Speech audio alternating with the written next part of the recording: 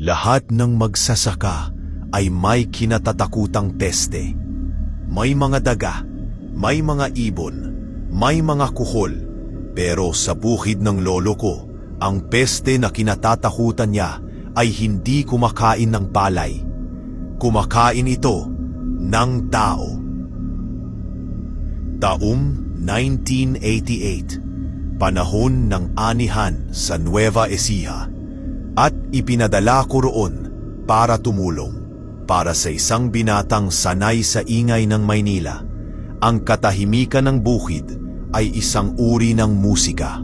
Ang malawak na taniman ng palay na nagmimistulang dagat ng ginto sa ilalim ng araw ay isang tanawing hindi ko malilimutan. Ngunit sa paglubog ng araw, nag-iiba ang lahat. Ang dagat ng ginto ay nagiging karagatan ng dilim. May isang patakaran si Lolo na hindi pwedeng baliin. Bawal lumabas o tumawid sa palayan kapag wala ng araw. Hindi dahil sa ahas o sa mga lubak. May iba siyang dahilan. Isang dahilan na hindi niya sinasabi.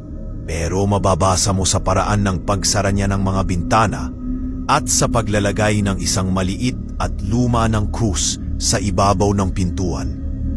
Isang hapon, inabutan kami ng takip silim sa gitna ng bukid.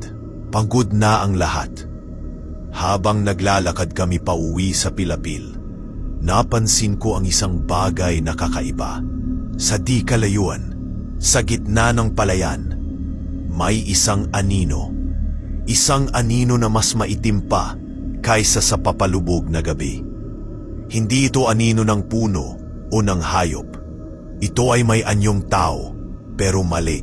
Masyadong matangkad, masyadong payat, at ang mga braso nito ay napakahaba, halos sumayad sa tubig ng palayan. Nakatayo lang ito, hindi gumagalaw. Sinikuko ang isa sa mga kasama naming magsasaka. Nakita rin niya ito. Walang nagsalita. Ang kaninang masayang kwentuhan ay napalitan ng isang mabigat na katahimikan.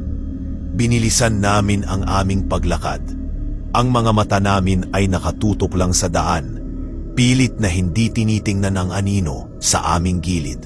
Pero ramdam ko ito. Ramdam ko ang mga mata nito na nakasunod sa bawat hakbang namin. Pagdating sa bahay, sinalubong kami ni Lolo. Isang tingin lang sa aming mga mukha at alam na niya. Wala siyang sinabi. Kumuha lang siya ng bunot, sinindihan ito